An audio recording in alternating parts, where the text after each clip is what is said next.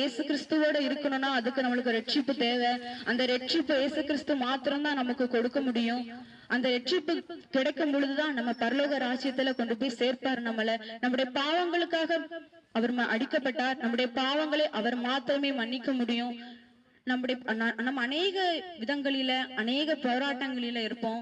நம்ம அநேகருடைய அடிமைத்தனத்துல நம்ம இருப்போம். குடிக்கு அடிமையாக இருப்போம், இல்ல டிவி சீரியலுக்கு அடிமையாக இருப்போம், போதை வஸ்துக்களுக்கு அடிமையாக இருப்போம், விபச்சாரத்திற்கு அடிமையாக இருப்போம், பணத்திற்கு அடிமையாக இருப்போம். இந்த அடிமைத்தனங்களிலிருந்து நம்ம விடுதலையாக்க இயேசு கிறிஸ்து வந்தார்.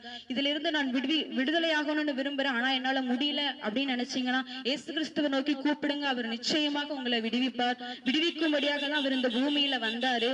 இயேசு கிறிஸ்து நம்முடைய பாவங்களுக்காக நம் அடிமைத்தனத்திலிருந்து விடுவிக்கும்படியாக தான் அவர் அடிமைக்கோள் எடுத்தாரு. இயேசு கிறிஸ்து ஒவ்வொருவருடைய இருதயத்திலே ஒப்பு கொடுங்க. அவர் பெரிய காரியங்களை செய்வார். உங்கள் ஒவ்வொருவருடைய இருதயத்தையும் திறந்து